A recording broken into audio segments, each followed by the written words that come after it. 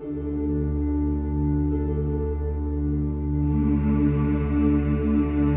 makabagong mundo na marahil ay nakalimot na sa lumang gawain at kultura, mahirap maniwala sa kababalaghan at misteryo.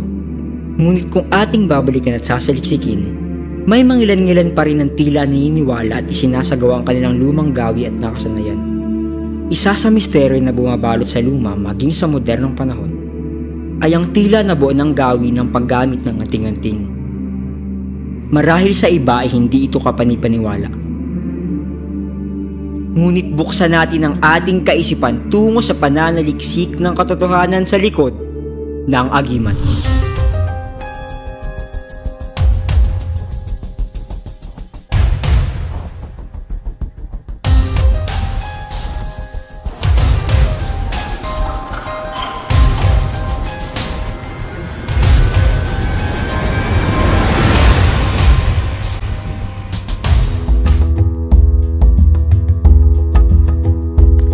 Anting-anting ay naging parte na ng kasaysayan, kultura at paniniwala ng mga Pilipino bago pa man tayo sakupin ng mga Kastila.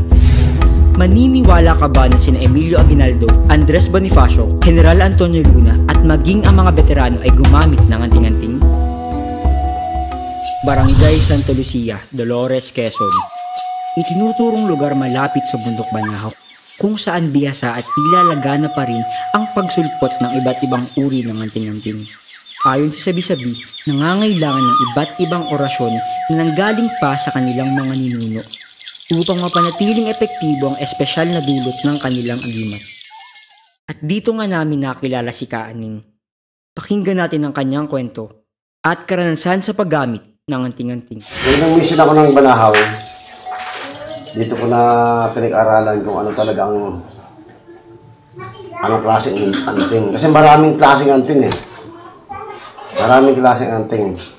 May anting sa sugal, may anting sa babae, may anting sa sabong, may anting na para makuha mo lahat yung gusto mo. Marami. Bilang matagal ng residente ng Bundok Banahaw, iba't ibang paniniwala na ang umubog sa pananaw ni Ka Hermie, miyembro ng Haring Bakal. Isang sa mga na pinaniniwala ang nakakapagpagaling dahil sa mga orasyon. Orasyon na nagsisilbing di umanong anting-anting. Hindi kami nagamit na anting kasi ang anting, hindi naman likas yun eh. Pero pag sa anting kasi, palibhasa ba ito hindi tinalaban ng gulok. Ibig sabihin may anting ka na. Dahil naniwala. Ang pit ng isang tao ang tunay na anting. Tapat ka sa Diyos at tapat sa tao. Yun ang tunay na anting. Talino, kaisipan, unawa, andun ang andun ng tao. Pero kung wala ka piniwala, okay mo suot, okay bumili. Hindi ako magsusuot niyan, hindi ako magpatato kung walang bisa yan. Malaking na itulong sa akin ang anting-anting. Sabi kong nakakatulong, ilang beses ako binaril, eto buhay pa rin ako. Pagbukas ng rep, hindi ko nadinig yung putok sa likod. Dala ko yung plato ko, sila ko yung pinto ng freezer, nagtaka ba't may dugo sa plato.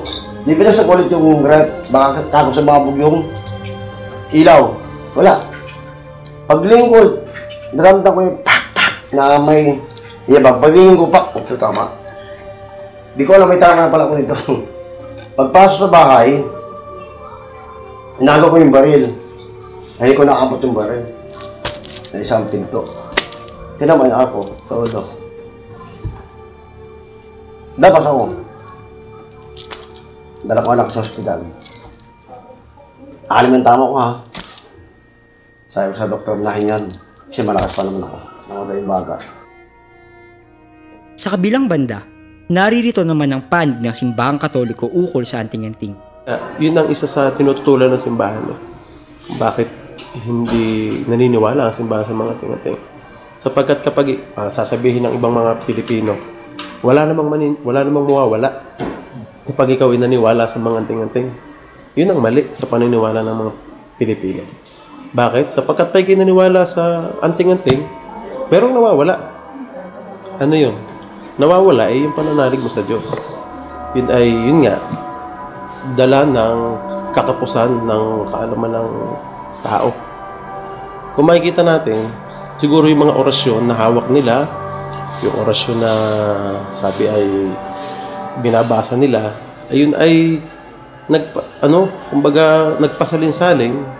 Hanggang sa nagpasalinsalin, ayun talaga na doon nagkakameron ng pagbabago pagdating sa language. Kasi ang simbahan ay originally ay ang language ay Latin, Greek, Hebrew. At yun ang yun ang tendency kapag ka nagpasalinsalin. Minsan ay naglalahok-lahok ang Hebrew, Greek, Latin, at may Spanish. May mga karansang mahirap paniwalaan at ipaliwanag maging ng siyensya. May mga elemento na lingid na sa kaalaman ng mga taong parte ng makabagong panahon. May mga dasal na hindi natin nauunawaan ng pinatutungkulan. Ngunit hindi ibig sabihin na mahirap itong patungayin ay hindi na ito totoo. Ngunit kung naniniwala ka sa Diyos at sa kanyang kakayanan, bakit hindi mo subukang buksan ang iyong isipan sa posibleng kakaibang dulot na kapangyarihan ng agimat?